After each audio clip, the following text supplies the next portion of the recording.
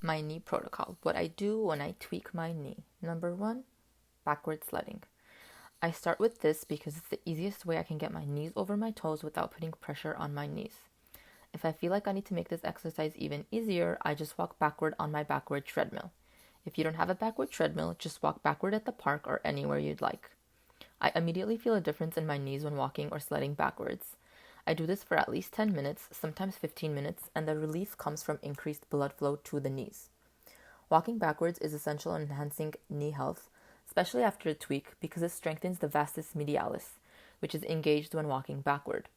The vastus medialis doesn't engage the same way for people with knee pain when walking forward, but it does when walking backward. Because I do judo, a lot of times when I tweak my knee, it actually stems from a weakened ankle. I do tib raises to strengthen my ankles. You can do this loaded with a tib bar or against the wall if you don't have a tib bar. Because I need a lot of ankle and tib strength when doing judo, the tib raises are crucial. I often have to jump on one leg to get another guy down, and I need extra strong tibs.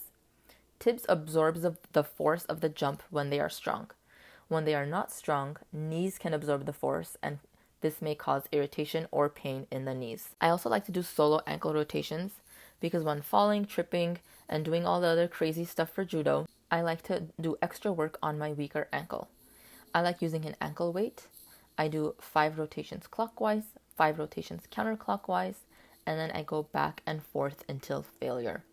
This helps get my weak ankle up to speed with my stronger ankle. When I have a tweak or injury, I also like to do split squats for recovery and not strength. So what does this mean? Now typically I do split squats with 20 pounds in each hand, but that's too heavy for me when I'm doing recovery.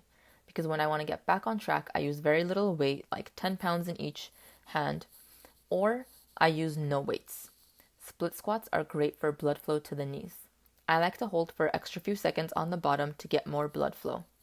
I also like to do 3 sets of 10. I found I get more healing when I do more reps and when I take a couple of extra seconds on the bottom and I wait. The split squats help to strengthen glutes, quads, foot and ankle stability, and they increase mobility in the hip flexors. The next exercise I like to do is the elephant walk. I like this because it helps stretch out my hamstrings, and my hamstrings often feel tight from crazy leg days. So this exercise helps me recover my hamstrings. And lastly, I like to end with a calf stretch. This helps me relieve tension in my calves. I train my legs hard and I also do crazy sports, so these stretches are really a game changer for me. I like to use the ATG buddies or just any kind of elevation like this tree to get my toes up and to feel the stretch in my calves.